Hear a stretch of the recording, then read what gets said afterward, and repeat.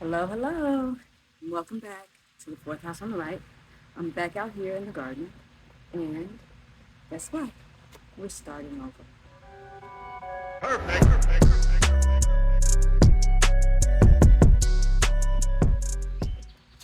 So yeah, we're starting over in the garden because um, not this past Thursday, but Thursday before, we had a tornado touchdown, and it pretty much decimated everything in the garden.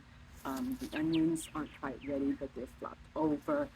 Um, my greens and my kale were literally laying on the ground like trees. The corn was toppled over. Everything was just a mess. I tried to save what I could, but that didn't really work out too well. So I'm sifting some more dirt, following up on my last video, which I will link down in the description or up in the corner someplace.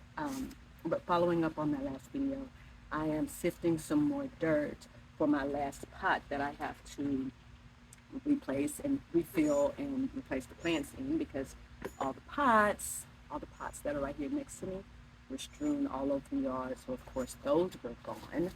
Um, so I'm doing that right now, but the goal for today in the garden is to, like I said, start over, taking things out, what's left out, um, that's not still doing okay. And then I'm going to start the process of basically redoing my entire garden. And since I'm going to be doing that, I thought this would be a good opportunity to share with you what a kitchen garden consultant does, what I do when I help people start their own gardens, and the most important factors to consider, ways to start your garden for little to nothing. It doesn't have to be expensive. And I thought I would bring you guys along for that ride so that if you are considering starting a garden and growing your own food, you will have a series of videos to go off of. So for today, the goal is just to tell you the top things that you would want to consider when you are going to start a garden. Look at this beautifully sifted soil. I shared this last week, but this is just peat moss, topsoil, and compost and manure. Beautiful. Pretty much everything has to come out of the garden. My cucumber is just taken off, so that is fine. Lemongrass is virtually indestructible. These onions here need to come out. They've been beaten up, as have these. I'm gonna leave the sage because I had cut that back right before the storm, so it's doing okay. The amaranth is doing okay. All of the marigolds will stay. Hey Lola. Marigolds will stay. That's okra finally starting to do something, so that will stay. Really, this end of the garden is the only thing, like none of this, well, that little arch, it's leaning now still, but it was on the ground. So my tomatoes are having a little bit of trouble over there, but that's all gonna stay. Everything down to the corner right there. But then the garlic is doing something really strange. I pulled one just to see how it would look, and it looked really good. So I'm gonna leave those for a little while longer. I've already started pulling out all my collards. There were 6 collard green trees right here. That's the last one standing, and it now needs to come out. I have it kind of staked to the fence there, and that's the only reason it wasn't on the ground. All the rest of them were like, they were just as big and just as tall as this, but they were toppled over and literally on the ground. Same thing with this kale. There were 2 of them. I took one out, but right after the storm, they were literally laying on the ground on top of, they were laying on top of that garlic right there. So I got one out, and I'm cleaning all of that, and then I'm gonna come out here and take this one out. This corner is empty because it had 3 sisters. There was corn, there were beans, and you can see there's still a couple of little squash plants here. But everything was struggling, anything that's not struggling, I'm going to let it stay. Like, that squash plant is not struggling. That's not doing too badly. I do need to get in here and weed, but other than that, that's going to stay. This beefsteak tomato took a major hit. Like, you can see there was, let's see if I can show it to you. It actually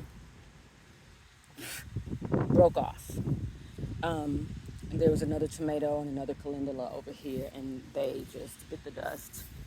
But this calendula, I'm gonna leave. The basil, very little. The rest of that bed is pretty much gone.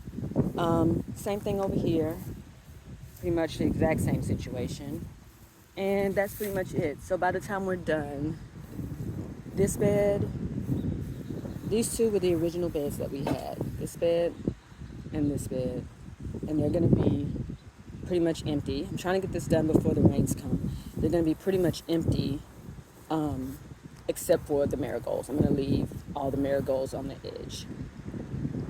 And then, like I said, this section over here from the corner, which has many patio baby eggplants in it, this section will keep. And this section right here will keep. That's it, you guys. I gotta run in. Look at the sky. Woo! Look at the wind. Oh my God, not another storm. This is real life, y'all. All right, come on, Lola. Let's go. Let's go, girl.